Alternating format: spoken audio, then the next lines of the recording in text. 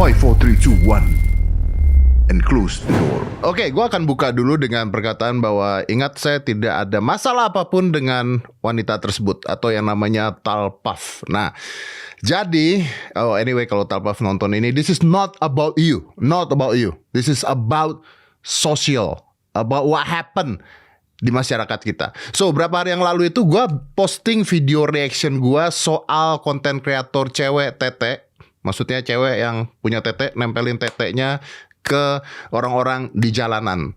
Ya terserah kalau itu mau dibilang nggak nempelin dan sebagainya. Kalian bisa tonton sendiri dan gue bikin reaction. Gue mengatakan bahwa kalau yang kayak begini, kenapa feminisnya pada diem aja ya? Itu yang pertama. Kenapa feminisnya pada diem aja? Kenapa yang seperti ini? Ini kan pelecehan juga buat pria. Kenapa diam aja feminisnya? Yuk bersuara juga. Karena pelecehan bisa buat cowok dan bisa buat cewek. Dan ini pelecehan, menurut saya ini pelecehan. Walaupun kadang-kadang cowok banyak yang seneng digituin. Pasti. Tapi mungkin juga ada cewek yang seneng digituin. Nah itu pertanyaan. Nah, tanggapan bermunculan. Pelecehan berkedok konten katanya, merendahkan martabat wanita, ya kan? Nah itu makanya harus bicara yang wanita. Pelecehan seksual terhadap pria, pokoknya macem-macem. Baru kali ini gue seneng banget responnya negatif. Tandanya masih banyak netizen kita yang cukup waras mikir tentang konten hal seperti ini. Lucunya nih ya, listen to me.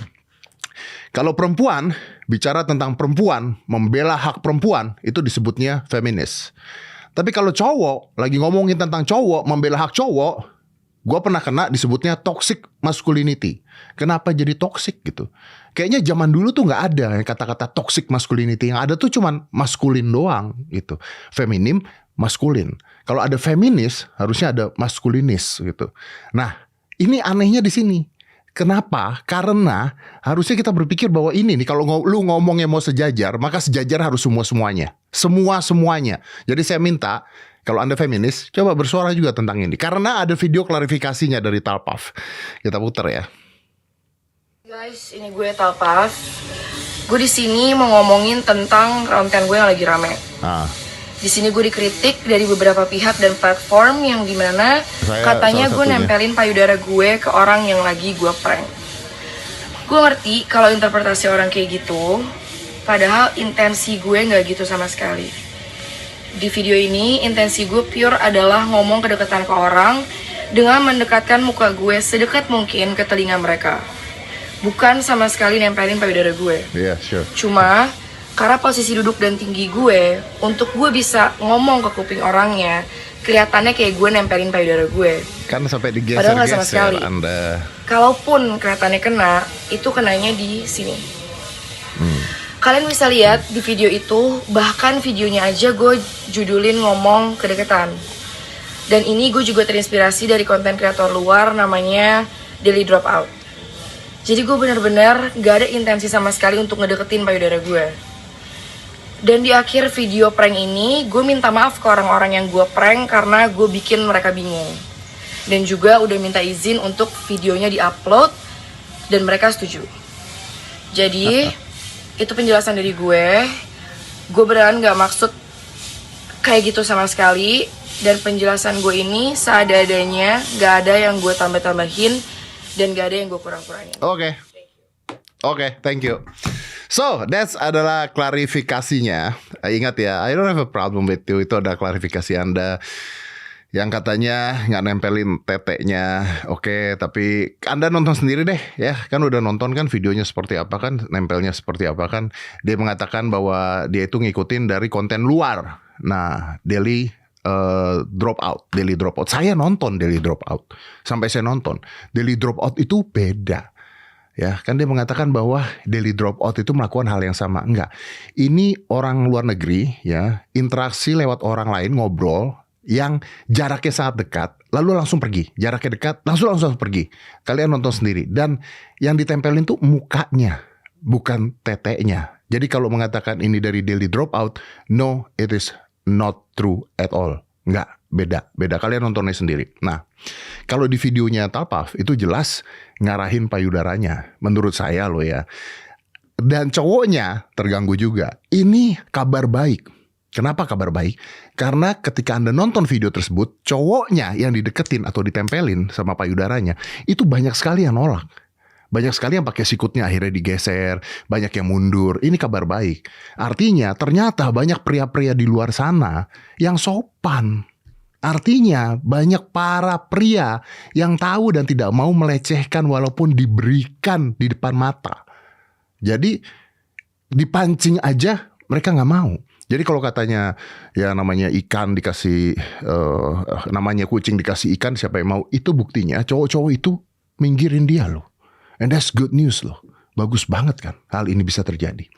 Cuman permasalahannya adalah kalau saya balik, kalau yang melakukan ini pria, yang ngelakuin cowok nih, ya, dia nempel-nempel ke cewek gitu ya. Terus bagian bawahnya gitu sambil ngomong ditempelin gitu. Kira-kira apa yang terjadi? Kira-kira akan di-cancel nggak? Kira-kira akan jadi bahan Twitter lalu masuk laporan polisi dan sebagainya nggak? Iya.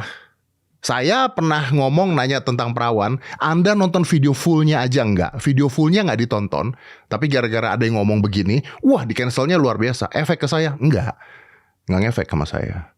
Cuman kalau ini cowok yang melakukan, efek.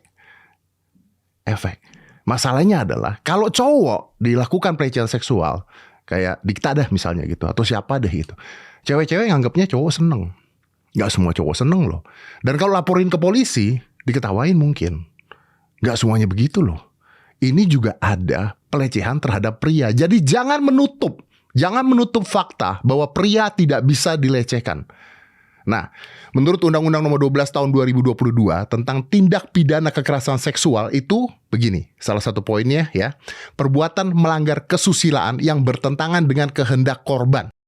Nah, di sini yang jadi masalah. Pertanyaannya adalah, kalau kejadian seperti ini, lalu cowok yang melakukan, balik lagi, menurut Anda, apa yang terjadi? Kalau cowok yang melakukan ini, apa yang terjadi? Hidupnya setelah itu gimana? Saya yakin kok setelah ini dia akan baik-baik aja. Saya ngomong gini juga bukan buat dia, karena hidup dia akan baik-baik aja. Dia akan bikin konten-konten lagi, dan coba tonton konten-konten dia sebelumnya.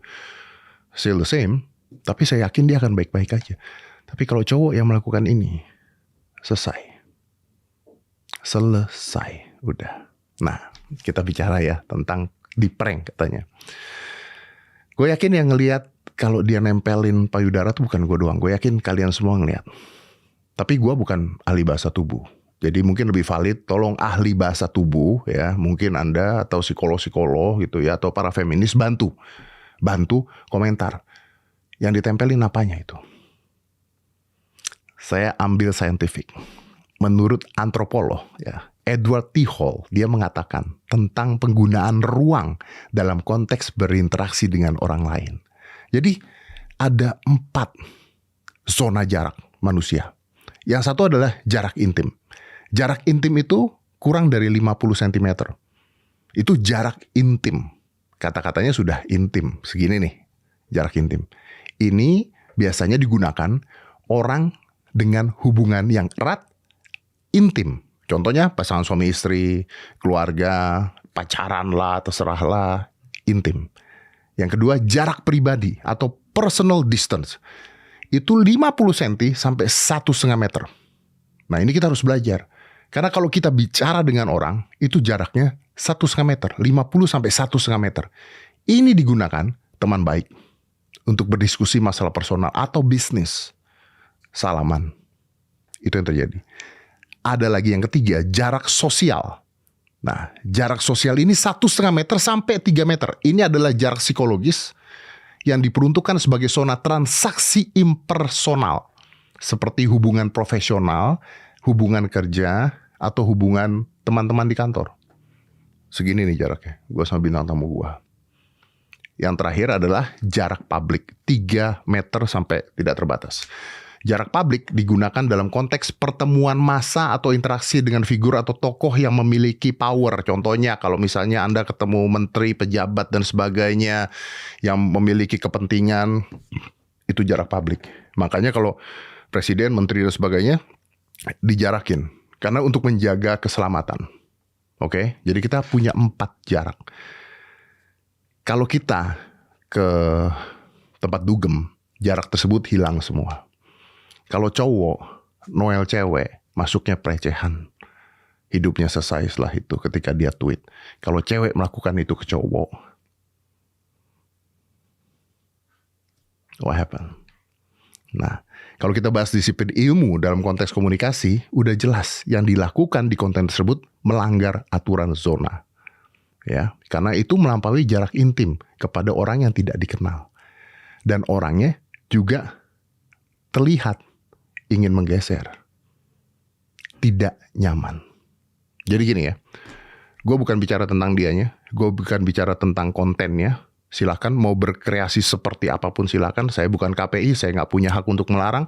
Saya nggak bisa cabut konten Anda juga atau konten-konten teman-teman yang lain. Tapi ada dua hal yang saya mau sampaikan. Yang pertama, saya sangat menghargai teman-teman feminis saya yang berjuang luar biasa